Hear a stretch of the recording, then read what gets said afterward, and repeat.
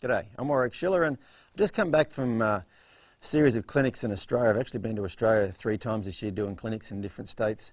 And, you know, at the start of every clinic I always ask everybody what their horse, ask them his name and what their horse's biggest problem is. And it's funny, there's a lot of similarities with how those people are standing with those horses that, correlate to their problems. If anybody stand there like this, and their horse is standing back there, and I say, what's your horse's biggest problem? My left to right lead change is not as good as my right to left lead change. But if those ladies are standing, usually ladies, if those ladies are standing here like this, right beside their horses like this, oh, well, he's pushy and he's spooky and he does this and he does that and he does something wrong. And it's a constant. Anybody who's standing in here, their horses usually got lots of bad behaviours.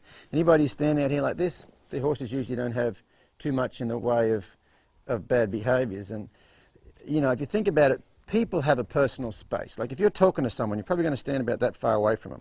Okay? People have a personal space, and horses have a personal space too. They've documented horses in the wild and say they have a personal space about the same size we have, about 3.5 feet. And if one horse goes to enter another horse's personal space, it either asks with submission or aggression, and it's met with submission or aggression. You know what I mean?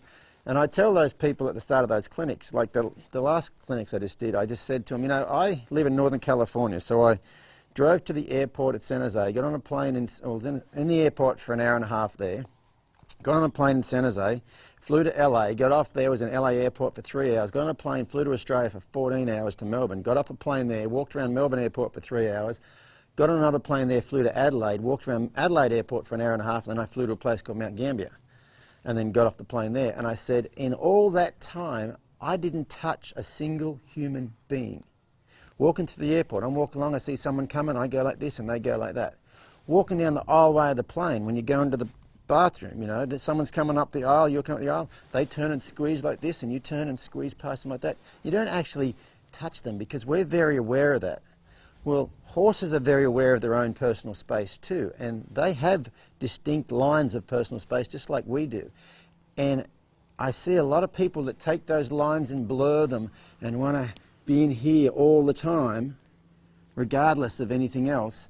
That causes a lot of problems. This is the young horse I've just had come in, and when this one arrived, the lady led him in, leading him by the chin like this, and guess what? All he wants to do is walk all over the top of me. I mean, he's getting better about it now, but when something bothered him, he wanted to come in here and run over the top of me because that lines of personal space has been blurred. So just think about that when you're dealing with your horses and make sure, if you've ever seen Dirty Dancing, this is my space, this is your space. See if you can enforce that and you'll probably get along with your horse a whole lot better. Hope that helps. See you guys next time.